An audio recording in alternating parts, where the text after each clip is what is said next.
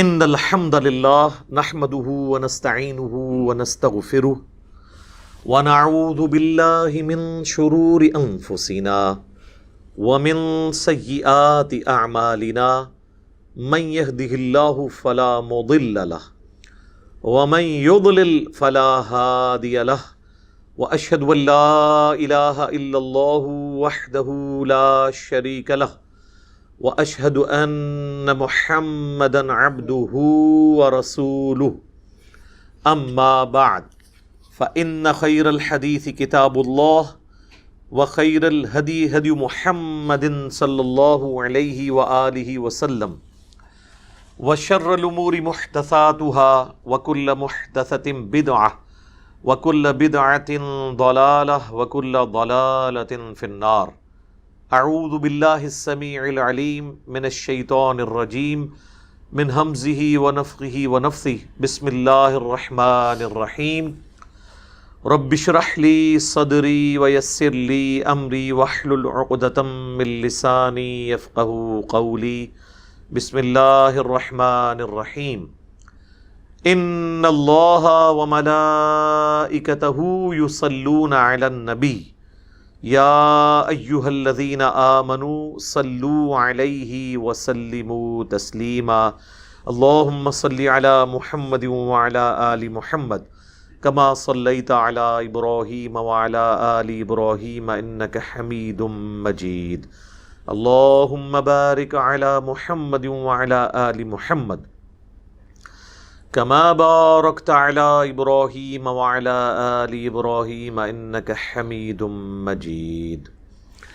اللہم ربنا آتنا فی الدنیا حسنہ وفی الآخرۃ حسنۃ وقنا عذاب النار ربنا آتنا من لدنک رحمہ وہیئ لنا من امرنا رشدا لا الہ الا انت سبحانک انی کنت من الظالمین حسبنا اللہ ونعم الوکیل یا حی یا قیوم برحمتک استغیث ولا حول ولا قوة الا باللہ العلی العظیم آمین. الحمدللہ آج 13 جون 2021 کی قرآن کلاس نمبر 82 کی اسٹوڈیو ریکارڈنگ ہونے جا رہی ہے. انشاءاللہ تعالیٰ آج ہم سورۃ النساء کی آیت نمبر 105 سے سٹارٹ لیں گے. یہ سورۃ النساء کی آیت نمبر 105 سے لے کر 113 تک مسلسل 9 آیات ایک واقعے سے متعلق ہیں جو اللہ کے محبوب صلی اللہ علیہ وآلہ وسلم کی مبارک زندگی میں ہوا، جو تفصیل کے ساتھ جامعہ ترمذی میں کتاب التفسیر چیپٹر کے اندر موجود ہے. شاہ ولی اللہ دہلوی نے الفوز الکبیر فی اصول التفسیر کتاب کے اندر قرآن کی تفسیر کے اصول واضح کیے ہیں، اور اس میں انہوں نے یہ بھی ٹروتھ ریویل کیا ہے کہ قرآن کی سب سے بیسٹ تفسیر وہ ہے جو قرآن کی آیات سے کی جائے، اور اس کے بعد جو صحیح الاسناد احادیث سے کی جائے، اور وہ صحیح الاسناد احادیث 3 حدیث کی کتابوں میں موجود ہیں. نمبر 1 صحیح بخاری کا کتاب التفسیر چیپٹر جو قرآن کی آیات کی شان نزول سے ریلیٹڈ ہے. نمبر 2 جامعہ ترمذی کا کتاب التفسیر چیپٹر، اور نمبر 3 المستدرک للحاکم کا کتاب التفسیر چیپٹر. یہ تینوں حدیث کی کتابیں ہیں، اور ان حدیث کی کتابوں میں باقاعدہ چیپٹرز ہیں قرآن حکیم کی تفسیر سے متعلق، یعنی کوئی آیت کس موقع پہ نازل ہوئی یہ بھی اس کی تفسیر ہو سکتی ہے. یہ بھی ہو سکتی ہے کہ کوئی صحابی کسی خاص موقع کے اوپر کسی خاص آیت کو کوٹ کر کے اس سے کوئی رزلٹ نکالے، تو وہ بھی اس قرآن کی تفسیر کے طور پر ہوتا ہے.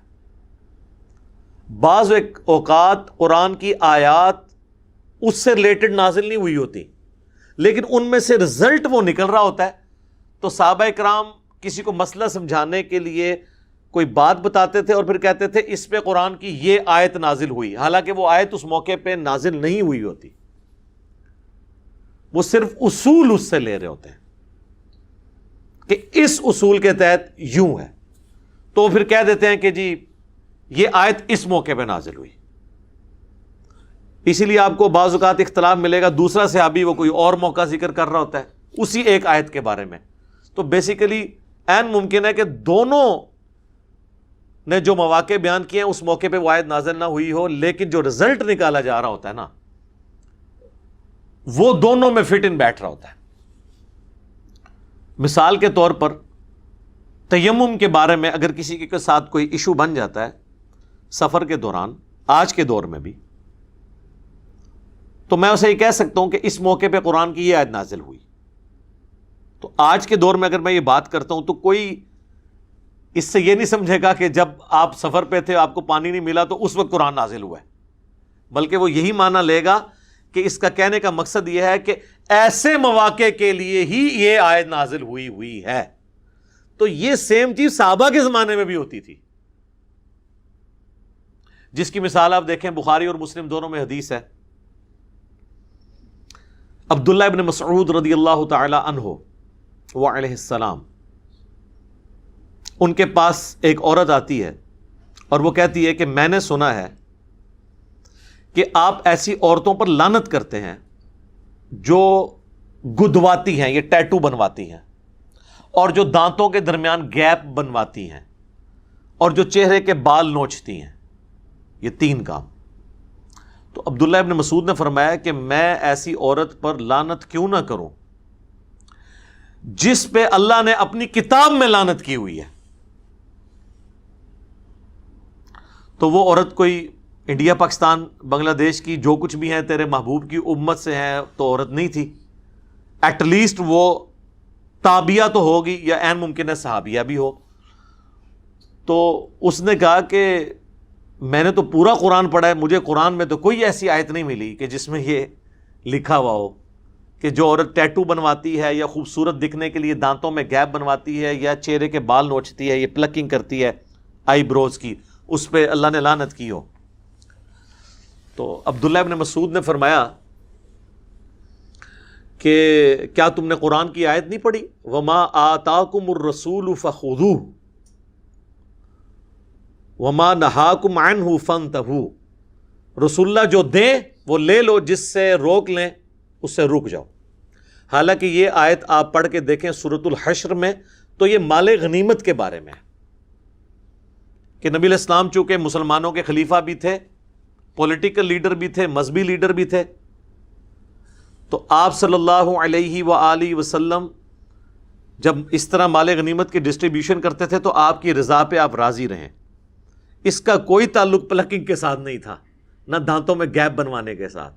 تو وہ صحابیہ تو صحیح کہہ رہی تھی یا تابعیہ کہ قرآن میں تو ایسے موجود نہیں, لیکن جب یہ بات انہوں نے کی تو اس نے پھر اسے کاؤنٹر نہیں کیا. حالانکہ عبداللہ ابن مسعود کو بھی پتا تھا یہ پلکنگ کے لیے آیات نازل نہیں ہوئی, لیکن اسے جنرلائز کرتے تھے کہ رسول اللہ جو بھی دیں, یعنی مراد یہ کہ نبی علیہ السلام آپ جو بھی حکم دیں گے وہ آپ نے ماننا ہے. تو پھر عبداللہ ابن مسعود نے کہا کہ نبی علیہ السلام سے میں نے یہ سنا تھا کہ جو عورت یہ 3 کام کرتی ہے اس پہ اللہ کی لعنت. تو گویا یہ قرآن میں ہی لکھا ہوا ہے. تو اس کے بعد اس عورت نے کہا کہ میں نے تو سنا ہے آپ کی بیوی بھی یہ کرتی ہے. تو عبداللہ ابن مسعود نے فرمایا اندر چلی جاؤ, دیکھ لو میری بیوی کو. وہ گئی تو شرمندہ ہو کے باہر نکلی اور اس نے کہا نہیں میں نے آپ کی بیوی میں کوئی ایسی چیز نہیں دیکھی. تو ابن مسعود نے فرمایا کہ اگر وہ یہ سب کچھ کرتی ہوتی تو پھر عبداللہ ابن مسعود کی بیوی نہ ہوتی, کہ اللہ کے نبی کی کو باغی ہو اور وہ میرے عقد میں ہو, یہ ہو نہیں سکتا. تو یہ ایک مثال ہے کہ صحابہ کرام آیات کو جنرلائز بھی کر دیتے تھے, حالانکہ اس کا شان نزول وہ نہیں ہوتا تھا. اس بات کو سمجھنا ضروری ہے کیونکہ یہاں لوگ شان نزول ڈھونڈ رہے ہوتے ہیں. شان نزول کا کوئی لینا دینا ہی نہیں ہے فائنل حکم کے ساتھ. ٹریفک کی جو لائٹ گرین اور ریڈ ہے, کسی کے دماغ میں اس کا شان نزول کیا تھا, اس سے کوئی تعلق نہیں ہے. اینڈ رزلٹ یہی ہے کہ گرین پہ آپ نے چلنا ہے, ریڈ پہ رکنا ہے. انفارمیشن ضرور ہو سکتی ہے لیکن قرآن کی آیات بھی جنرلائز ہیں, یہ احکامات ہیں, ان کو ایسے ہی لینا ہے.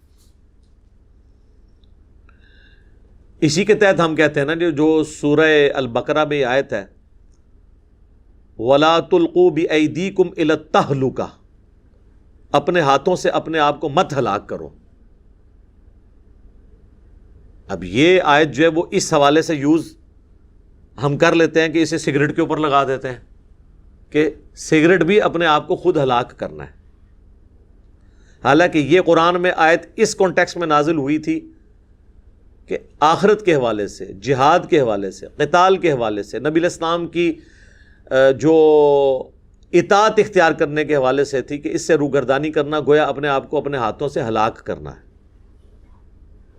لیکن اس کو ہم جنرلائز کرتے ہیں اس لیے کہ اللہ کے احکامات جنرلائز ہیں، لہذا شان نزول کوئی ہو سکتا ہے۔ تو یہ جو آیات اب آ رہی ہیں ان کا شان نزول کتاب التفسیر چیپٹر جامعہ ترمذی میں موجود ہے کہ نبی علیہ السلام کے مبارک زمانے کے اندر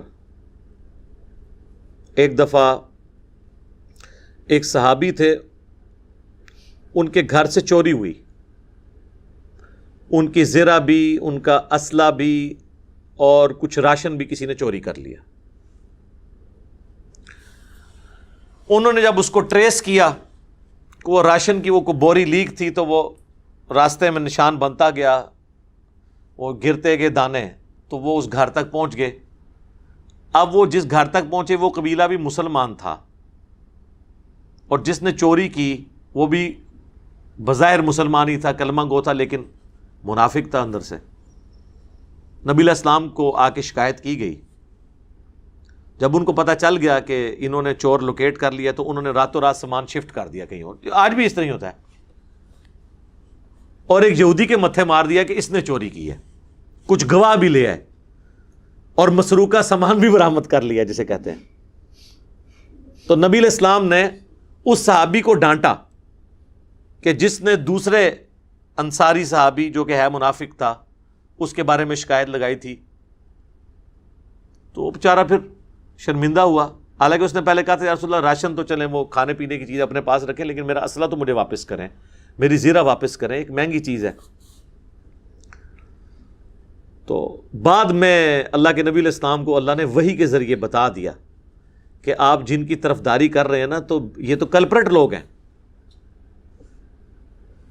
حالانکہ یہودی تھا وہ جس پہ جھوٹا الزام تھا، لیکن اللہ نے کہا کہ یہ بے قصور ہے، قصوروار یہ لوگ ہیں جو آپ کے ساتھیوں میں گھسے ہوئے ہیں، اوپر سے کلمہ گو بھی ہیں۔ پھر آپ ذرا ان الفاظ کی ذرا سختی دیکھیے گا، نبی علیہ السلام کو سنگولر کے سیغے سے خطاب کر کے اللہ تعالیٰ نے کتنی سخت گفتگو کی ہے، اور ان آیات کی روشنی میں آپ کو علم الغیب کا عقیدہ بھی کلیئر ہو جائے گا۔ جی بخاری اور مسلم دونوں میں حدیث ہے، نبی علیہ السلام نے فرمایا تم بعض اوقات میرے پاس جھگڑا لے کے آتے ہو، تم میں سے کوئی زیادہ چرب زبان ہوتا ہے اور وہ اپنے دلائل سے مجھے قائل کر لیتا ہے اور میں اس کے حق میں فیصلہ دے دیتا ہوں، کیونکہ نبی علیہ السلام نے تو شواہد کی بنیاد پہ فیصلہ کرنا ہے۔ جس طرح انہوں نے بھی دیکھیں جھوٹے گواہ بھی تو پروڈیوس کر ہی لیے نا، تو جج نے تو یہی کرنا ہے کہ اس جوڈیشری نے تو دیکھنا ہے گواہیوں کو، اللہ یہ کہ اللہ تعالیٰ غیبی خبر دے دے، ورنہ تو کوئی نہیں جج کر سکتا۔ تو تم میں سے بعض اوقات کوئی چرب زبان ہوتا ہے اور میں اگر اس کے حق میں فیصلہ کر بھی دوں تب بھی وہ اپنے گھر آگ کا ٹکڑا لے کے جا رہا ہوگا اگر میں نے بھی اس کے حق میں فیصلہ کر دیا، اگر وہ ناحق ہوا۔ یعنی اللہ تعالیٰ اس چیز کا لحاظ نہیں کرے گا کہ میرے نبی نے اس کے حق میں فیصلہ کیا، چونکہ نبی علیہ السلام نے ظاہری شواہد کے اوپر فیصلہ کیا اور وہ فیصلہ غلط ہے۔ اللہ تعالیٰ انصاف پہ بات کرے گا اور اس فیصلے کی انڈورسمنٹ نبی علیہ السلام سے اس شخص کو جہنم کی آگ سے نہیں بچا سکتی، کیونکہ وہ ناحق ہے۔ تو سر باقی لوگ تو آپ چھوڑ ہی دیں، آپ لوگ تو وہ جو لوٹوں والوں کے پاس اور جو ناخنوں کے اندر وہ چور دکھاتے ہیں ان لوگوں کے پاس بھاگتے پھرتے ہیں، یا تو نبی علیہ السلام کی بات ہو رہی ہے۔ اور یہ واقعہ پورا جامعہ ترمذی میں موجود ہے، اللہ نے وحی کے ذریعے حضور کو بتایا کہ آپ جو ہے نا ان لوگوں کی طرف سے جھگڑا کر رہے ہیں اور ان کی طرفداری کر رہے ہیں جو خائن لوگ ہیں، اور بڑے سخت الفاظ نبی علیہ السلام کے لیے اللہ تعالیٰ نے یہاں پہ استعمال کیے، اور مقصد تھا ہم تک بھی بات پہنچے کہ آپ نے انصاف پہ قائم ہونا ہے۔ حالانکہ نبی علیہ السلام کا قصور تو کوئی نہیں تھا، آپ تو شواہد کے اوپر فیصلہ کر رہے تھے، لیکن اللہ تعالیٰ نے نبی علیہ السلام کے ذریعے بیسیکلی ان لوگوں پہ غصہ نکالا کہ جو لوگ اوپر سے کلمہ گو تھے اور اندر سے کلمہ گو مسلمانوں کے لیے وہ وبال جان بنے ہوئے تھے۔ اب یہ پورے کانٹیکسٹ میں یہ آیات آپ کو سمجھ آئیں گی۔ اعوذ باللہ من الشیطان الرجیم، بسم اللہ الرحمن الرحیم، انا انزلنا الیک الکتاب بالحق بے شک ہم نے اے نبی صلی اللہ علیہ وآلہ وسلم آپ کی طرف یہ کتاب نازل کی ہے مقصد کے ساتھ، حق کے ساتھ، پرپز فل، لتحکم بین الناس، تاکہ آپ فیصلہ کریں دونوں کے درمیان، بما اراک اللہ، جو دکھا دیا ہے اللہ نے آپ کو، یعنی اللہ تعالیٰ نے پھر غیبی خبر کے ذریعے یہ بات بتا دی، ایک یہ معنی ہو سکتا ہے۔ دوسرا یہ ہے کہ اللہ تعالیٰ نے آپ کو قرآن کے ذریعے یہ سچائی کی اعلیٰ ترین منزل تک پہنچایا ہے، آپ نے انصاف کے ساتھ فیصلہ کرنا ہے۔ وَلَا تَكُن لِّلْخَائِنِينَ خَصِيمًا، اور اے نبی بد دیانت خائن لوگوں کی طرف سے آپ جھگڑا نہ کریں، آپ ان کی طرفداری مت کریں، یعنی اب اللہ نے آپ کو دکھا دیا کہ یہ 2 نمبر لوگ ہیں، سارے گواہ جھوٹے ہیں۔ وَاسْتَغْفِرِ اللَّهِ، اور اللہ سے استغفار کریں، ان اللہ کان غفور رحیما، بے شک اللہ تعالیٰ بخشنے والا مہربان ہے۔ سرکار آپ دیکھ لیں، نبی علیہ السلام کا مبارک زمانہ ہے، کلمہ گو لوگ ہیں، حضور کے ساتھی ہیں، اور کیا حرکت ہو رہی ہے کہ اللہ کے نبی علیہ السلام کے بارے میں بھی اتنے سخت الفاظ آ رہے ہیں۔ ٹھیک ہے، تو آج کے لوگوں کو تو آپ چھوڑ ہی دیں۔ سر اس طرح کی درجنوں آیات ان لوگوں کے گلے کا کانٹا ہے جنہوں نے صحابہ اکرام کے لیے عصمت کا عقیدہ کلیم کر دیا ہوا ہے۔ جس طرح توحید کی آیات چبھتی ہیں نا ہمارے خاص فرقے کو، جو یہ سمجھتے ہیں کہ ہم نے شرک کرنا ہی کرنا ہے، اس طرح یہ آیات ان لوگوں کو چبھتی ہیں جنہوں نے صحابہ اکرام کو معصوم ڈکلیئر کر دیا ہوا ہے۔ وہ کہتے ہیں نہیں، اس کے اندر تو توہین ہو جائے گی۔ اس سے بڑی توہین تو پھر وہ ہو جاتی ہے جو سورہ الجمعہ میں آیا ہے کہ نبی علیہ السلام خطبہ دے رہے تھے تو لوگ خطبہ چھوڑ کے تو وہ بازار میں تجارت کے لیے چلے گئے، اور قیامت تک یہ آیات پڑھی جائیں گی۔ اور بخاری میں الفاظ ہے صرف 12 بندے مسجد میں رہ گئے، باقی سب حضور کو چھوڑ کے تو منڈی میں چلے گئے۔ اور اللہ نے کیا کہا کہ تم نے اللہ کے نبی کو اکیلا چھوڑ دیا وہاں اور تجارت کے چکر میں چلے گئے۔ اب یہ آیات قیامت تک پڑھی جائے۔ وہ کوئی بریلوی دیوبندی اہل حدیث یا شیعہ نہیں تھے جو جمعہ پڑھ رہے تھے۔ تو بیسیکلی آپ یہ سمجھیں کہ انسان ہی ہے، چاہے اس زمانے کا ہو یا اس زمانے کا، بھارت انسان کے ساتھ کمزوریاں تو جڑی ہوئی ہیں۔ تو اس کو توہین اور گستاخی اس کیٹیگری کی بجائے اس کو علمی طریقے سے معاملات کو سمجھنا چاہیے۔ وَلَا تُجَادِلْ عَنِ الَّذِينَ يَخْتَانُونَ أَنفُسَهُمْ، اور مت جھگڑا کریں آپ ان کی طرف سے جو خیانت کرتے ہیں اپنے آپ سے، یعنی انہوں نے اپنے آپ سے خیانت یہ ہے کہ کلمہ گو ہیں تو پھر کلمے کے خلاف کیوں چل رہے ہیں، اللہ کے باغی کیوں ہوئے ہیں، جھوٹے گواہ کیوں پیش کر رہے ہیں۔ ان اللہ لا يحب من کان خوانا اثیما، بے شک اللہ کبھی دوست نہیں رکھتا اسے جو بڑا بددیانت ہو، بدکار ہو۔ بددیانتی تھی اب ان لوگوں کی، جھوٹی گواہیاں پیش کرنا۔ یستخفون من الناس، وہ چھپا سکتے ہیں لوگوں سے تو حق بات کو، ولا یستخفون من اللہ، لیکن اللہ سے تو کوئی بات نہیں چھپ سکتی۔ وَهُوَ مَعَهُمْ، وہ تو ان کے ساتھ اس وقت بھی ہوتا ہے، اذ یبیتون ما لا یرضی من القول، جب یہ لوگ راتوں کو ایسے مشورے آپس میں کر رہے ہوتے ہیں جو اللہ کو پسند نہیں ہے۔ یہ اسلام کے خلاف سازشیں کرتے ہیں، یا یہ لوگ اپنی دنیا کی لالچ میں رات کو پلاننگ کر رہے ہوتے ہیں کہ چوری تو فلاں نے کی تھی تو فلاں کے متھے لگا کے اسے بدنام کریں گے۔ تو اے نبی آپ کے تو علم میں نہیں، لیکن اللہ تو ان کو جان رہا ہوتا ہے یہ کیا حرکتیں کر رہے ہوتے ہیں۔ وَكَانَ اللَّهُ بِمَا يَعْمَلُونَ مُحِيطًا، اور اللہ تعالی گھیرے ہوئے ہے ان کے تمام اعمال کو، اللہ تعالیٰ کے علم میں ہے وہ۔ ہا انتم ہؤلاء جادلتم عنہم فی الحیات الدنیا، سنتے ہو تم وہ لوگ ہو کہ جھگڑتے ہو ان کی طرف سے دنیا کی زندگی میں، یعنی ان کے ظاہری کلمے کو دیکھ کے تو تم جھگڑ رہے ہو کہ یہ تو بڑے اچھے لوگ ہیں۔ فَمَن يُجَادِلُ اللَّهَ عَنْهُمْ يَوْمَ الْقِيَامَةِ، تو بتاؤ قیامت والے دن کون ان کی طرف سے جھگڑا کرے گا؟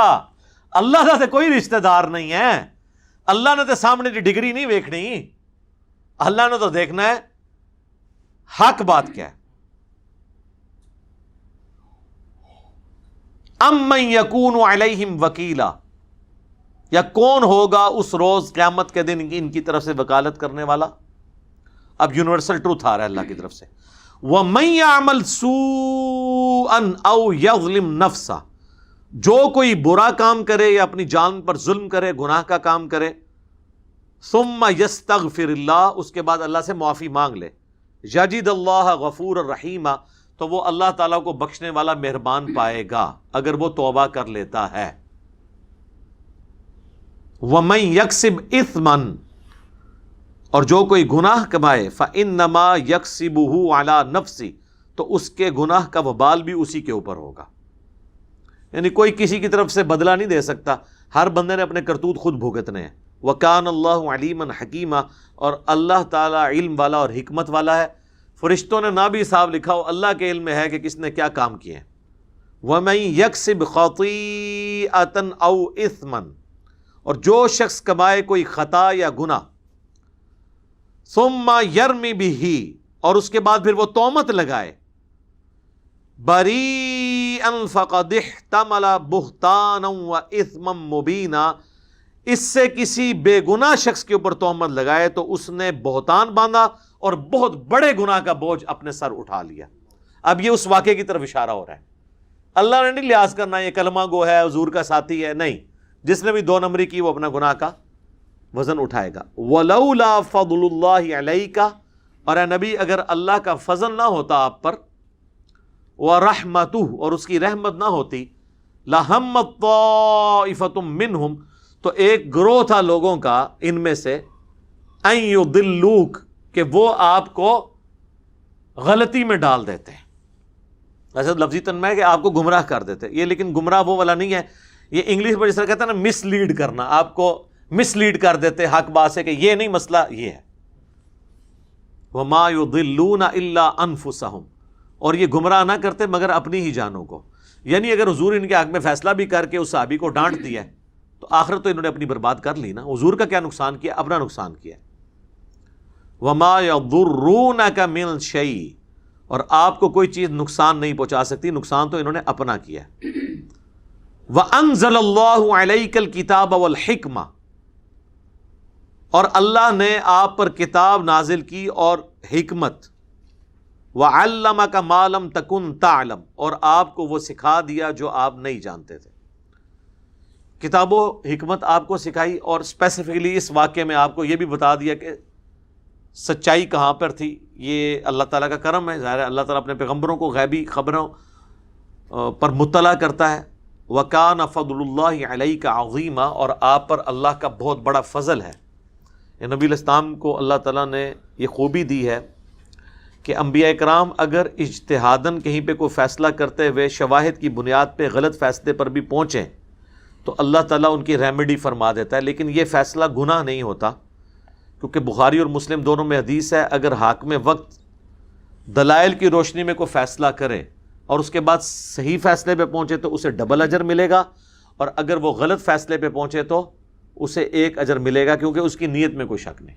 لیکن یہ اس کے لیے ہے جو حاکم وقت ہو، جس کی اللہ نے ڈیوٹی لگائی ہے کہ اس نے مینجمنٹ کرنی ہے۔ یہ نہیں ہے کہ حاکم وقت کے خلاف کوئی کھڑا ہو کے اجتہاد کرنا شروع کرتے، یا سپریم کورٹ کے پینل میں کوئی اپنی کورٹ بنا لے اور کہ جی میری کورٹ نے غلط فیصلہ کیا تو مجھے 1 اجر تو ملے گا، صحیح کیا تو 2، نہیں۔ جس کی ذمہ داری ہے حاکم وقت کے الفاظ ہیں، وہاں حاکم کے لفظ ہیں۔ اب مجھے بتائیں جب حضرت علی خلیفہ راشد تھے اس وقت حاکم وقت حضرت معاویہ تھے یا حضرت علی؟ تو حضرت علی اگر جنگ صفین غلط لڑتے تو انہیں پھر بھی 1 اجر ملتا کیونکہ حاکم تھے، اور انہوں نے الحمدللہ صحیح لڑی، اب ان کے لیے 2 اجر ہیں۔ مخالفین کے لیے نہ ایک کہنا 2 ہے بلکہ ایک طریقہ کام ہے، وہ تو انہوں پتہ ہے، تو خام خواہ۔ اور وہ اللہ کے نبی نے فرمایا صحیح بخاری 2812، افسوس اے ابن سمیہ عمار، تجھے ایک باغی جماعت قتل کرے گی، تو انہیں اللہ اور جنت کی طرف بلائے گا اور وہ جماعت تجھے دوزخ کی طرف بلا رہی ہوگی۔ تو یہ تو حدیث مرفوع ہے نبی علیہ السلام کی۔ تو یہ کہنا کہ جی جب دونوں طرف صحابہ ہو جائیں تو دونوں ہی مجتہد ہو جاتے ہیں اور حدیث اس سے رزلٹ نکالتے ہیں، تو سر ہمیں حدیث کا نہیں پتہ۔ اس کے اوپر امام بخاری نے باقاعدہ باب باندھا ہے، حاکم وقت جب اجتہاد کرے، حاکم کے خلاف جو کھڑا ہو کے اجتہاد کرے، پھر تو سر خوارج نے بھی اجتہاد کیا ہے، تو ہم انہیں خارجی کیوں کہتے ہیں؟ اس لیے کہ انہوں نے خلیفۃ المسلمین سے اجتہاد، اختلاف کیا، حالانکہ ان کا سٹانس بالکل صحیح تھا، لیکن انہوں نے حضرت علی کی جمعیت کو کمزور کیا، اس لیے ان کے اوپر گرفت کرتے ہیں۔ سٹانس ان کا بالکل ٹھیک تھا کہ جب حضرت معاویہ باغی ہیں تو آپ ان کے ساتھ صلح کیوں کر رہے ہیں؟ یا آپ امیر المومنین نہیں ہیں، اگر آپ امیر المومنین ہیں تو یہ باغی ہے۔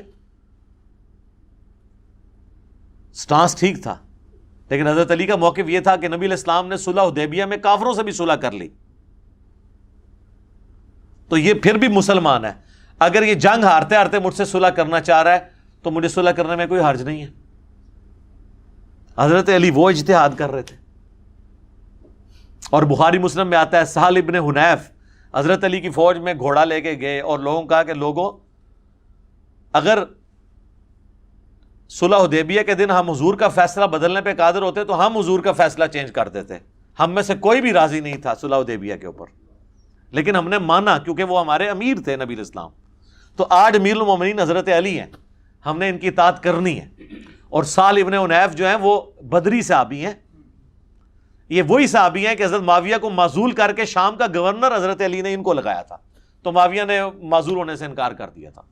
سہل ابن حنیف صحابی رسول، اور دونوں ٹاپ کے صحابہ ہیں، سہل ابن حنیف، عثمان بن حنیف، دونوں صحابی ہیں، بدری صحابی بھائی ہیں۔ تو انہوں نے وہاں پہ یہ حدیث سنائی تھی صلح حدیبیہ والی، اور پھر وہاں انہوں نے ذکر کیا کہ عمر بن خطاب تو حضور کے پاس یہاں تک آ کے انہوں نے جرأت کی، ان کا یا رسول اللہ کیا ہم سچے نہیں؟ سچے ہیں۔ یا رسول اللہ کیا ان کے مقتولین جہنم میں اور ہمارے مقتولین جو ہیں وہ جنت میں نہیں؟ ہاں ہیں۔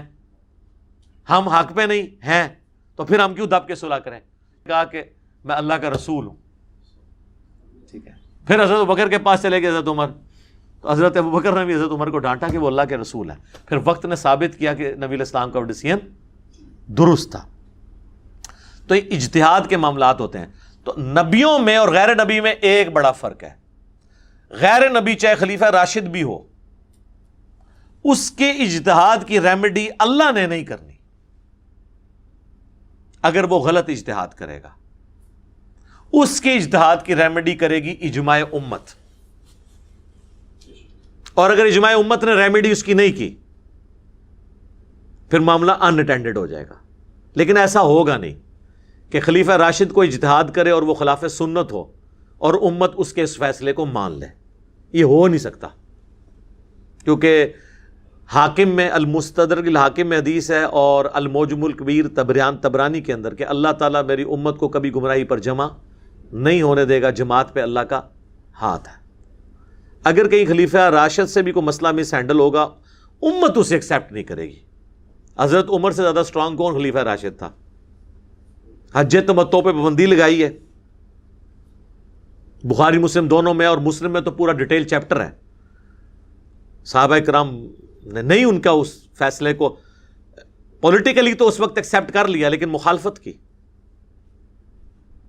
اور بڑے سخت الفاظ کے اندر کی کہ یہ قیامت تک حج تمتع باقی ہے۔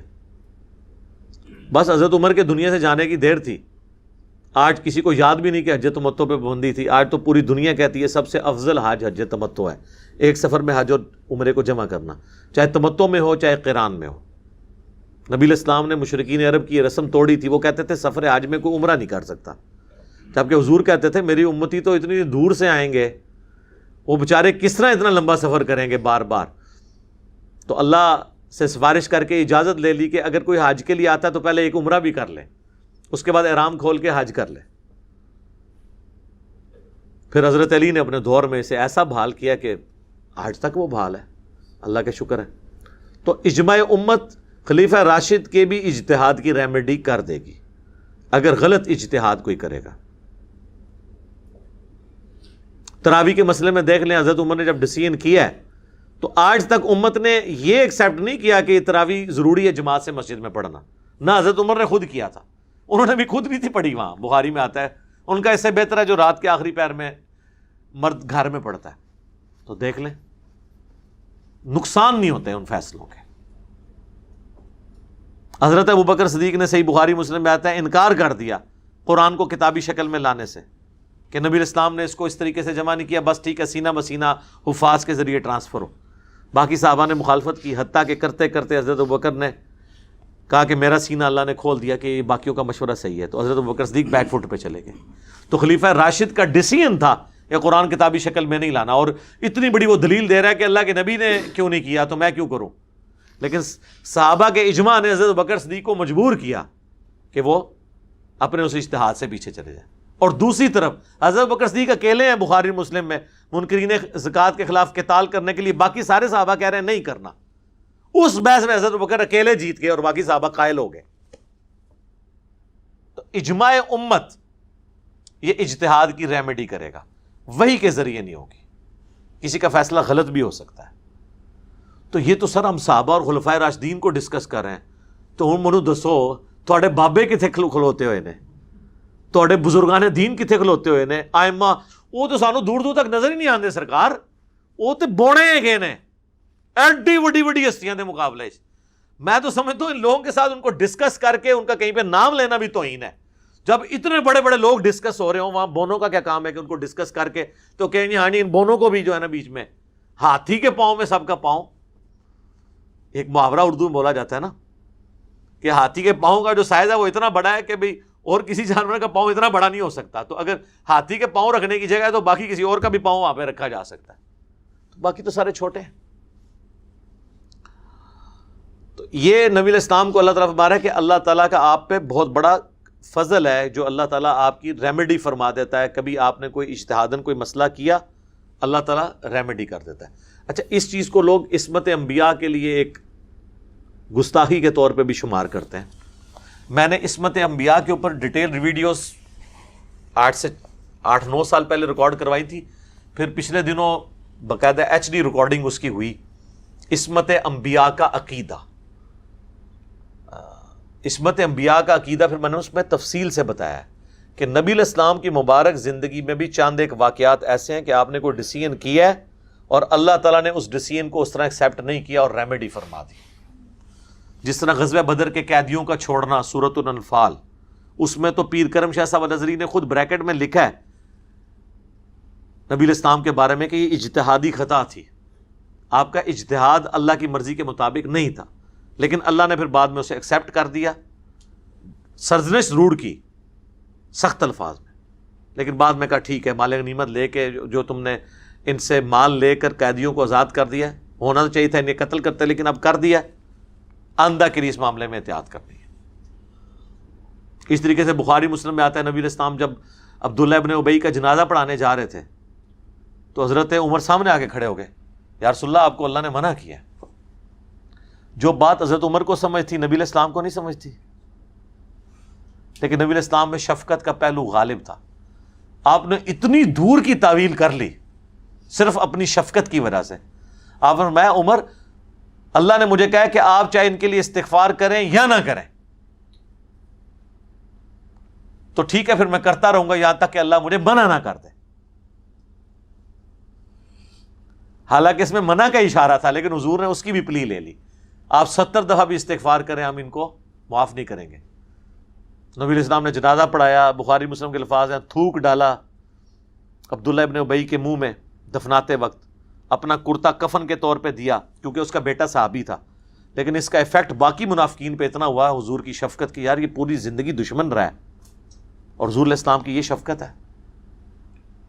جب سب کچھ کر چکے پھر سورہ توبہ کی آیات نازل ہوئی کہ آندہ کے بعد نہ تو آپ نے کسی منافق کا جنازہ پڑھنا ہے نہ اس کی قبر پہ کھڑا ہونا ہے، اور آپ 70 دفعہ بھی مغفرت کی دعا کریں ہم قبول نہیں کریں گے. تو نبی علیہ السلام پھر آدنہ کے لیے محتاط ہو گئے. اسی طریقے سے غزوہ تبوک کے موقع پر کتنے لوگ ہیں جو جھوٹے بہانے کر رہے تھے. حضور کو شکلوں سے نظر آ رہا تھا کہ ان کی بوتھیاں بتا رہی تھی کہ یہ جھوٹ بول رہے ہیں. حضور ان کے بہانے قبول کرتے تھے.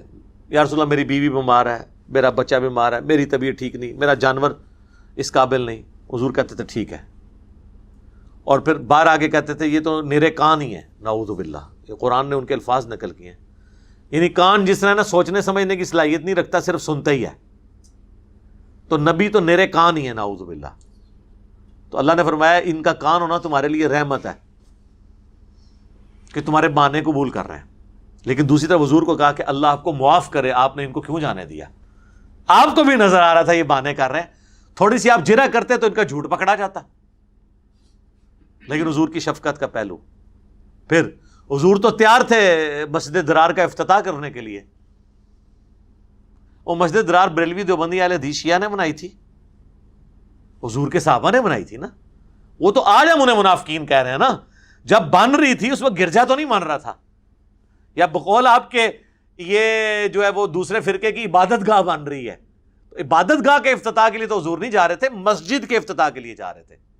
وہ تو اللہ نے وحی کے ذریعے بتا دیا کہ یہ تو آپ کے خلاف ایک پروپیگنڈا کرنے کا ایک جو ہے وہ نیا ایک محاذ کھولنے لگا ہے, ایک تنظیم کا دفتر کھولنے لگا ہے آپ کے خلاف مسجد کے نام کے اوپر. تو آپ نے کبھی اس مسجد میں کھڑے بھی نہیں ہونا, نہ آپ نے افتتاح کرنا ہے. تو نبی علیہ السلام کو اللہ نے وحی کے ذریعے بتا دیا.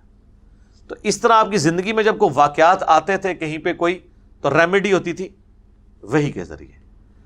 لیکن اس کے بعد پھر معاملات جو ہے نا وہ ڈسین کے ساتھ ہیں.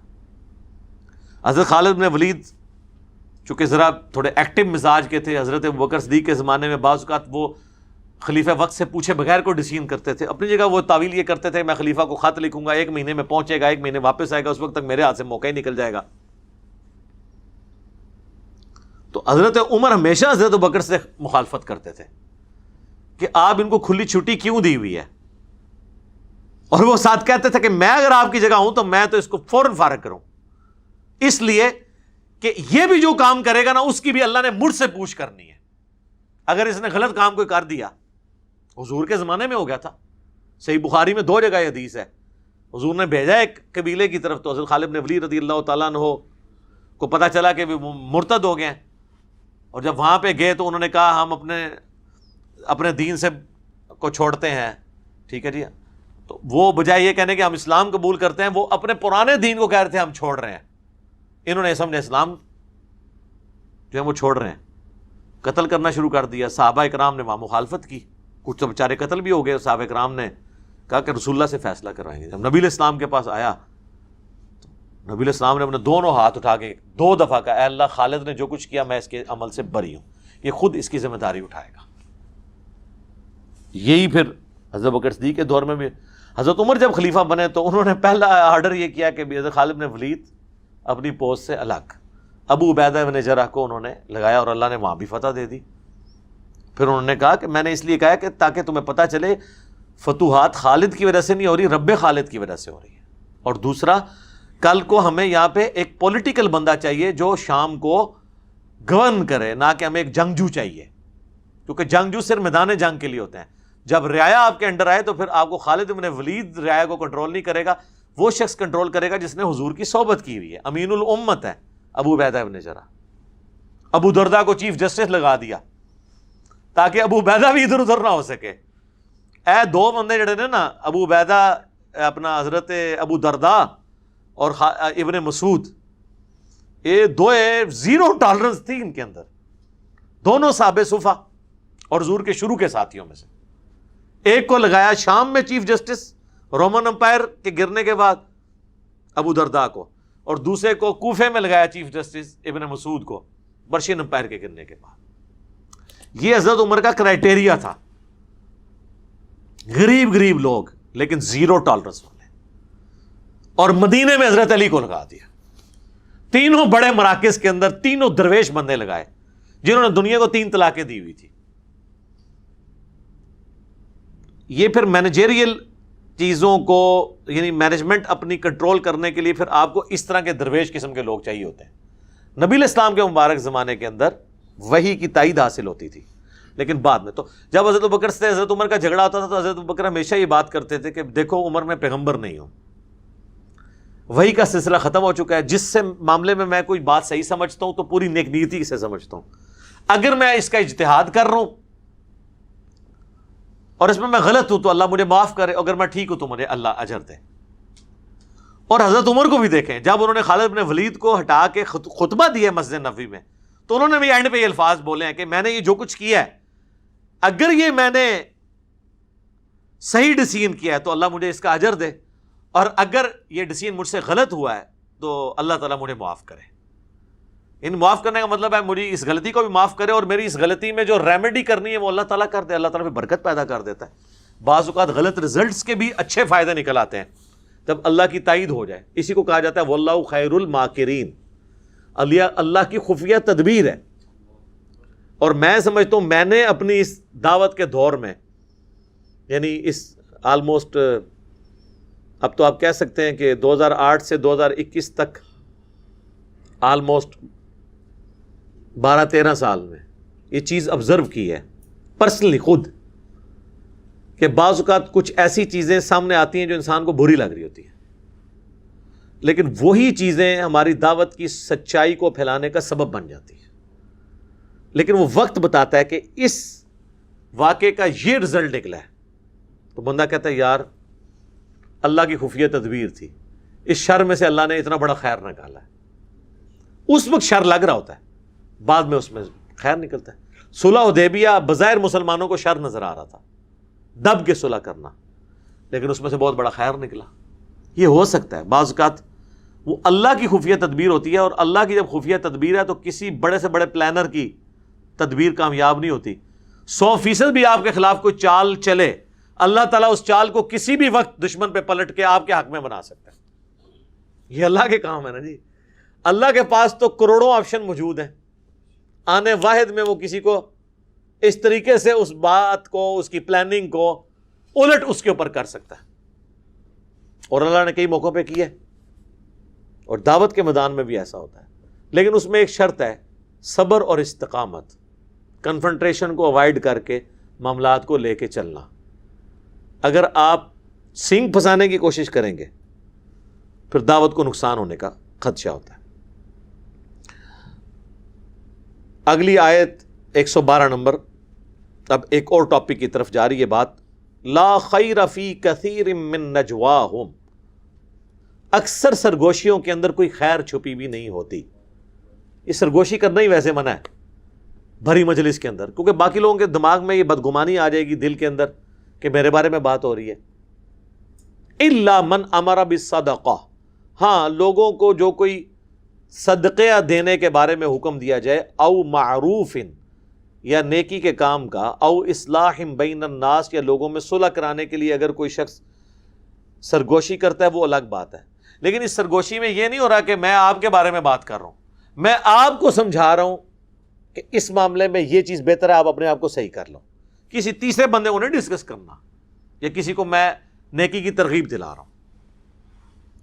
وَمَن يَفْعَلْ ذَلِكَ ابْتِغَاءَ مَرْضَاتِ اللَّهِ, اور جو کوئی ایسا کرتا ہے اللہ کی رضا چاہنے کے لیے, فَسَوْفَ نُؤْتِيهِ أَجْرًا عَظِيمًا, تو ان قریب ہم اسے بہت بڑا اجر دیں گے. وَمَن يُشَاقِقِ الرَّسُولَ مِن بَعْدِ مَا تَبَيَّنَ لَهُ الْهُدَىٰ, جو کوئی ہدایت کے واضح ہو جانے کے بعد رسول اللہ کی مخالفت کرے, وَيَتَّبِعْ غَيْرَ سَبِيلِ الْمُؤْمِنِينَ, اور کسی ایسے راستے کو اختیار کرے جو مومنین کا نہیں ہے, نُوَلِّهِ مَا تَوَلَّىٰ, تو پھر ہم بھی اسے اسی طرف پھیر دیں گے جس طرف وہ جانا چاہتا ہے, گمراہی کی طرف. وَنُصْلِهِ جَهَنَّمَ, اور ہم اسے پھر ڈالیں گے جہنم میں. وَسَاءَتْ مَصِيرًا, اور کیا ہی برا ٹھکانہ ہے جہنم کا. اللہم لا تجعلنا منہم, اللہم اجرنا من النار, آمین.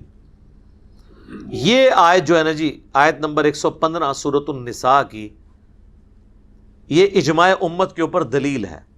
امام شافعی رحمہ اللہ کا قول ہے کہ میں نے قرآن کئی دفعہ پڑھا اس چیز کو جج کرنے کے لیے کہ اجماع امت کے حق میں کون سی قرآن کی آیت دلیل ہے.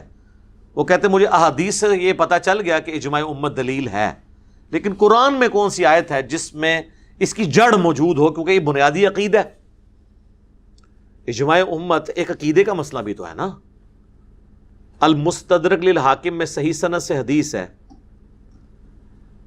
الموجب الکبیر طبرانی میں بھی موجود ہے صحیح سند سے, کہ اللہ تعالیٰ میری امت کو کبھی بھی گمراہی پر جمع نہیں ہونے دے گا, جماعت پر اللہ کا ہاتھ ہے.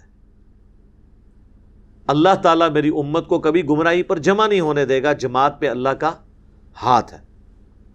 اس سے مراد ہماری مذہبی جماعتیں نہیں ہیں، اجماع امت ہے. تو امام شافعی کہتے ہیں میں نے قرآن کئی دفعہ پڑھا، الٹیمیٹلی میری نظر اس آیت کے اوپر رکی کہ یہ جو آیا نا کہ سبیل المومنین جو ہے، مومنین کا راستہ، اس سے جو ہٹے گا اللہ تعالیٰ اسے گمراہ کر دے گا. تو بیسیکلی مومنین کا راستہ، اجماعی راستہ، یہ اجماع کی حجیت پہ دلیل ہے. ویسے الگ سے بھی سیدنا عمر کا قول ہے، سنن نسائی کے اندر موجود ہے اور المصنف ابن ابی شیبہ میں، کہ قاضی شریح جو کوفے کے چیف جسٹس تھے، ان کو حضرت عمر نے اپنے زمانے میں خط لکھا، جب کبھی بھی تجھے کوئی مسئلہ درپیش ہو تو سب سے پہلے کتاب اللہ میں تلاش کرنا، کتاب اللہ میں نہ ملے تو سنت میں، سنت میں نہ ملے تو امت کے اجماع میں تلاش کرنا، اور اگر اجماع امت میں نہ ملے پھر تم اس معاملے میں اجتہاد کر لینا، اور اگر اجتہاد نہ کرو تو تمہارے حق میں بہتر ہے. یعنی خام خواہ فرضی مسائل پہ آگے معاملات کو چلنے کی ضرورت نہیں، بیک فٹ میں رہنا بہتر ہے. تو یہ اہل سنت کا منہج ہے، کتاب اللہ، سنت، اجماع، یہ تین ہے بنیادی چیزیں. اجماع کو ماننا، قرآن و سنت کو ماننا ہے. چوتھی چیز ہے اجتہاد، اور اجتہاد اس وقت ہوگا جب قرآن، سنت، اجماع میں کوئی بات موجود نہ ہو. لیکن امت میں جتنے گمراہی کے دروازے ہیں وہ اجتہاد کی بنیاد پہ کھولے گئے. جب واضح قرآن و سنت میں کوئی بات موجود ہے تو آپ نے خام خواہ کا اجتہاد کیوں کرنا ہے؟ اور عجیب و غریب قسم کے اجتہاد کرتے ہیں، اور وہ بعض اوقات اجتہادات ان کے بزرگوں نے پہلے ہی کر دیے ہوتے ہیں. اب جب بعد میں حدیثیں ملتی ہیں تو وہ بجائے حدیث کو لینے کے وہ ان اجتہادات کو جو ہے نا وہ جسٹیفائی کرنے کے لیے ایسا ایسا الٹا کان پکڑتے ہیں کہ انسان کہتا ہے کہ یار کیا ہو گیا. مثلا فقہ حنفی میں کوئی حدیث ایسی ان کے پاس موجود نہیں تھی جس کی بنیاد پہ اثر کو اتنا لیٹ کر کے پڑھتے ہیں. دو مثل کے بعد وہ سٹارٹ کرتے ہیں. پھر جب قاضی ابو یوسف اور امام محمد آئے، امام حنیفہ کے شاگرد، تو ان کے سامنے جب حدیثیں آئیں تو انہوں نے ایک تھوڑا سا بیک فٹ کیا. بیک فٹ انہوں نے یہ کیا کہ انہوں نے کہا کہ آپ اثر بے شک دو مثل پہ پڑھیں، لیکن زور کی نماز جو ہے نا وہ مثل اول سے پہلے پہلے پڑھ لیں، جس کے مطابق ٹائم اثر کا اصل میں شروع ہوتا ہے، کیونکہ دل میں کھٹکا لگ گیا نا کہ زور قضا نہ ہو جائے. تو یہ صاحبین کا فتویٰ ہے کہ اثر بے شک دو مثل پہ پڑھنی ہے، لیکن زور مثل اول سے پہلے پہلے آپ نے پڑھ لینی ہے تاکہ قضا نہ ہو. ہمارے نزدیک تو قضا ہوتی نہیں، نماز جمع بھی ہو سکتی ہیں صحیح احادیث کی روشنی میں، لیکن پھر بھی آج ہماری وہ ویڈیو بھی اپلوڈ ہو گئی ہے ماشاءاللہ، 5 نمازوں کے اوقات، مکروہ اوقات، ڈیجیٹل کلاک اور یہ ساری چیزیں ماشاءاللہ 60 کے قریب احادیث ہیں اس میں، نماز کی ٹائمنگ، ان ساری چیزوں کے اوپر 40 منٹ میں پورا مقدمہ اللہ کے فضل سے میں نے کلیئر کیا. تو اب جب بات نہیں ماننی تو پھر اس طریقے سے.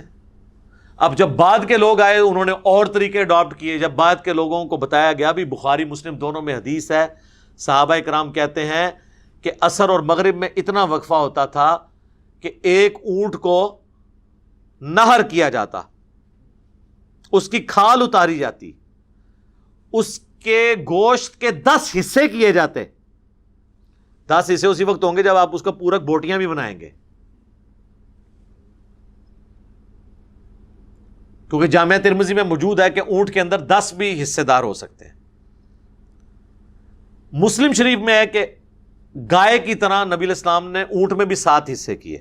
تو 7 کم سے کم ہے اس اعتبار سے عمومی سنت، ویسے تو 1 بھی ہو سکتا ہے لیکن 10 بھی، دونوں طرح ثابت ہے.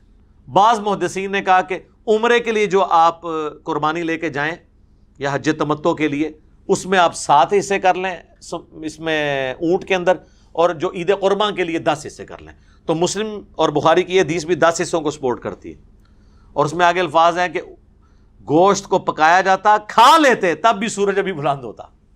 تو سر یہ کسی کسائی سے پوچھیں کہ اس میں کتنا ٹائم ریکوائرڈ ہے اونٹ کو، تو بتائے گا کہ عام طور پہ کسائی کے ساتھ ایک ہی ہیلپر ہوتا ہے نا.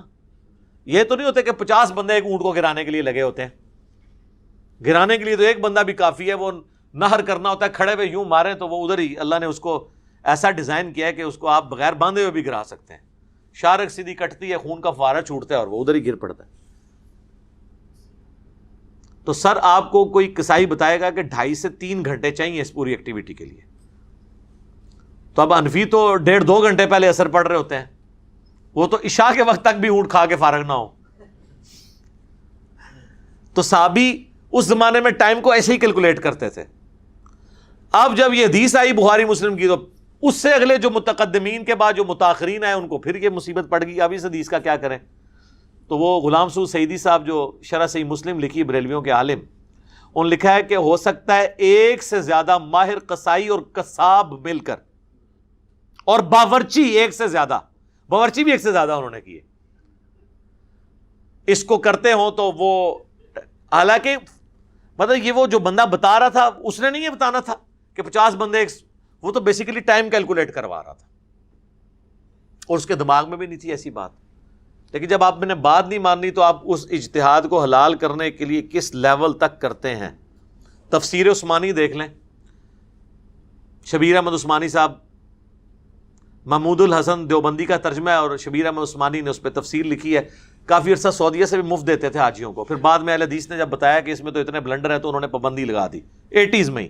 اب وہ ایک سعودیہ سے جو قرآن دیا جاتا ہے وہ اہل حدیث عالم صلاح الدین یوسف صاحب کا ہے. تو تفسیر عثمانی آپ کھولیں، اس میں جو مدت رضاعت کے بارے میں قرآن میں آیا نا کہ 2 سال تک ہے دودھ چھڑانا، سورۃ البقرہ میں، اس کی وہ تفسیر میں لکھتے ہیں کہ قرآن میں تو واضح ہے کہ دودھ چھڑانے کی عمر 2 سال ہے، لیکن امام حنیفہ فرماتے ہیں کہ 2.5 سال ہے. ہو سکتا ہے ان کے پاس بھی کوئی دلیل ہو. حدیثوں میں تو کہتے تھے نا ساڑیاں حدیثاں گواچ گئیاں اور لکھاں سن تھوڑیاں رہ گئیاں اور لکھاں روایتاں سن، حدیثاں نہیں سن، اور ترک سن، اسناد سن، چینز تھی. حدیثیں تو نبی الاسلام کی بمشکل 10,000 ہیں، ساری بھی آپ جمع کر لیں، اسناد لاکھوں میں ہو سکتی ہے. ایک ایک حدیث سینکڑوں تابعین سے آئے. تو وہ اب ان سے پوچھے کہ حدیثوں میں تو چلو آپ گڑبڑ کرتے تھے، قرآن کے خلاف کون سی ایسا کوئی اور پیرل میں قرآن ہے کہ جس میں یہ لکھا ہو کہ 2.5 سال کی مدت ہے؟ وہ کہتا ہے نہیں، سورہ احقاف میں ہے کہ وہ عورت کا جو حمل ہے پھر اس کا بچہ جننا اور دودھ چھڑانا یہ 30 ماہ میں مکمل ہوتا ہے. تو وہ کہتے ہیں کہ اس میں جو ہے نا وہ ثابت ہو جاتا ہے کہ جی 2.5 سال کا وہ آپ لگا لیں اس کے اندر دودھ چھڑانے کی عمر بھی. تو حالانکہ یہ عثمانی صاحب کے دماغ میں نہیں آیا کہ میں نے یہ دلیل لینی ہے. وہ 30 ماہ اس لیے ہیں کہ کم سے کم پریگنینسی آئیڈینٹیفائی ہو جاتی ہے 6 مہینے کے اندر، اور 6 مہینے پلس 2 سال، کیونکہ اس میں اللہ نے ساری چیزوں کو اکٹھا ذکر کیا ہے. یہ وہ 30 ماہ کہتے ہیں کہ یہاں 30 ماہ سے مراد دودھ ہے. تو پھر تو قرآن میں کنٹراڈکشن آ گئی. سورہ النساء کی آیت نمبر 82 ہے، اگر قرآن اللہ کے سوا کسی اور ہستی کی طرف سے ہوتا تو اس میں اختلاف کثیر باتیں. سورہ بقرہ میں تو اللہ کہہ رہا ہے دودھ چھڑانے کی مدت 2 سال ہے، اور سورہ احقاف میں جا کے اسے 2.5 سال بتا رہا ہے، 30 مہینے. وہاں سب اللہ نے ذکر کیا کہ اس کا جو ہے وہ حمل اور دودھ چھڑانا، یعنی دودھ چھڑانا پلس حمل، یہ 30 مہینے، کیونکہ کم از کم 6 مہینے کی پریگنینسی ہو سکتی ہے. تو راؤنڈ آف کر کے وہ 30 مہینے بنتے ہیں. اگر پورے پورے کریں گے تو 33 ہیں. تو عربیوں میں راؤنڈ آف کا بھی مسئلہ تھا. نبی اسلام کے بارے میں آپ بخاری مسلم میں دیکھیں، آپ کو حدیثیں ملیں گی. ایک صحابی کہتے ہیں آپ کی 63 سال عمر تھی، دوسرا کہتا ہے 60 سال تھی، تیسرا کہتا ہے 65 سال تھی.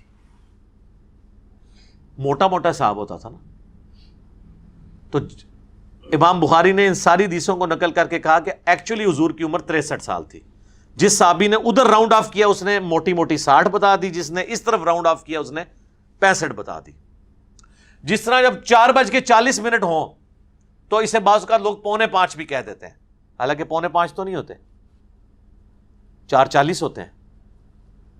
تو 4:40 کے اندر تو ہو سکتا ہے، لیکن اگر یہ سوئی 4:30 اور 4:45 کے درمیان ہو، پھر کچھ لوگ کہیں گے 4:30 ہوئے نے، کوئی کہے گا 4:45 ہوئے نے، وہ سینٹر میں آ گیا نا. اب 63 ایک ایسی چیز ہے جو 60 اور 65 کے آلموسٹ درمیان میں ہے. تو جو اس طرف راؤنڈ آف کرتا ہے موٹا موٹا 60، اس زمانے میں لوگ موٹا حساب کتاب کرتے ہیں. تو قرآن میں یہ جو آیا دودھ چھڑانے کی عمر پلس اس کی پریگنینسی کا ذکر ہو رہا ہے 30 مہینے. لیکن وہ کہتے ہیں نہیں، ہو سکتا ہے امام حنیفہ کے پاس بھی کوئی دلیل ہو. چونکہ اب بات نہیں ماننی، یہ نہیں ماننا کہ یار فتویٰ غلط ہو گیا ہے، اس میں کوئی ریمیڈی کر لیں ہم. اور یہ نہ سمجھے کہ میں کوئی توہین کر رہا ہوں. شاہ ولی اللہ دہلوی نے خود باقاعدہ حجت اللہ البالغہ میں اس کے اوپر بڑی گرفت کی ہے اس طرح کے معاملات میں. میرا جو مسئلہ نمبر 197 ہے، مجھ پہ اماموں کی گستاخی کا الزام لگایا گیا، میں نے اس میں بتایا کہ شاہ ولی اللہ دہلوی نے خود لکھا ہے کہ فقہ حنفی کے اندر سب سے زیادہ خامیاں اسی لیے ہیں کہ یہ مرفوع احادیث کے مرتب ہونے سے پہلے ہی فقہ بنا لی گئی، تو اس میں کئی ایک فتوے احادیث کے خلاف تھے. تو ویسے تو کہتے ہیں کہ امام حنیفہ کے شاگردوں کے شاگرد ہیں امام شافعی، تو شاگردوں کے شاگرد ہیں تو انہوں نے 80% مسائل میں اختلاف کیوں کیا ہے؟ ان کو پتہ چل گیا گڑبڑ ہوئی ہے. اور وہ گڑبڑ یہ تھی کہ امام حنیفہ تابعین کے اقوال کو بھی حجت مانتے تھے، جبکہ کئی ایک مرفوع احادیث جب بعد میں آئیں تو وہ تابعین کے اقوال کے خلاف تھیں، وہ تابعین کی اپنا ذاتی اجتہاد تھا. میں اگلے دن ڈاکٹر سراج صاحب کو سن رہا تھا، وہ بالکل الٹ بات کر رہے تھے. وہ کہتے ہیں کہ فقہ حنفی کا آپ کمال دیکھیں کہ حالانکہ حدیثیں نہیں بھی تھی تب بھی انہوں نے فقہ مرتب کی، اور لوگ حیران ہیں کہ وہ ایگزیکٹلی احادیث کے مطابق تھی. پتہ نہیں کیڑی حدیث کے مطابق سر. حالانکہ میرے جو پرسنل میٹنگ میں انہوں نے کہا تھا کہ یعنی قرآن و حدیث کے خلاف سب سے زیادہ اگر کوئی فقہ ہے تو فقہ حنفی ہے، اور کہتے تھے یہ تو ہے ہی اجمی فقہ ہے. یہ مجھے خود انہوں نے کہا اپنی وفات سے آلموسٹ 2 سال پہلے، 2008 کے اندر. تو ویڈیو تو خیر ان کی یہ پرانی ہے، ہو سکتا ہے بعد میں ان پہ بات کھل گئی ہو. تو بزرگوں کے اقوال کو جسٹیفائی کرنے کے لیے آپ اس لیول تک، ابھی تو آپ کئی حنفی علماء کی باقاعدہ ویڈیوز دیکھیں، انہوں نے تو بڑے گندے گندے قسم کے جو مسائل ہیں جو فقہ حنفی کے تھے اس کو بھی جسٹیفائی کرنے کے لیے کیا کیا دلائل دے دیے. بندہ حیران ہو جاتا ہے کہ اس لیول پہ بھی کوئی اتر سکتا ہے. چلو یار بندہ خاموش ہی ہو جائے. خاموش ہونے سے بھی فتنہ دب جاتا ہے. آپ خود اس فتنے کو ہائی لائٹ کرتے ہیں، پھر اس کا جواب دیتے ہیں تو لوگ سمجھتے ہیں یہ لوگ گھاس کھاتے ہیں. لوگ گھاس تو نہیں سر کھاتے، لوگوں کو تو پتہ چل رہا ہے کہ یہ کیا ہو رہا ہے. اب یہ ایسے ایسے مسائل لکھے ہیں کہ اگر یہ انگلی پہ نجاست لگ جائے تو چاٹنے سے پاک ہو جائے گی. یہ اول تو یہ مسئلہ لکھنا ہی نہیں ہے، اب لکھا گیا تو اب اس کو بحث میں کیوں لے کے آ رہے ہو؟ ٹھیک ہے، زنا کرنا تو حرام ہے لیکن اس کی اجرت حلال ہے جی، اس کو جسٹیفائی کر رہے ہوں گے. تو بس عجیب و غریب قسم کے مسائل ہیں. چھوڑ دیں یہ، پھر معاملات کہیں اور تک نکل جائیں گے. میں نے چونکہ اجماع کی حجیت کے حوالے سے کی بات تھوڑی بہت کرنی تھی، باقی میرا مسئلہ نمبر 31 آپ دیکھ لیں اجماع کی حجیت کے اوپر، کئی ایک دلائل آپ کو اور پتہ چل جائیں گے. اللہ تعالیٰ سے دعا ہے جو حق بات میں نے کہی اللہ تعالیٰ ہمارے دلوں میں راسخ فرمائے. اگر جذبات میں میرے منہ سے کوئی غلط بات نکل گئی تو اللہ تعالیٰ ہمارے دلوں ہی سے اسے دھو ڈالے، ہمیں معاف بھی فرما دے، ہمیں کتاب و سنت کی تعلیمات پر عمل کر کے دوسرے بھائیوں تک پہنچانے کی توفیق عطا فرمائے.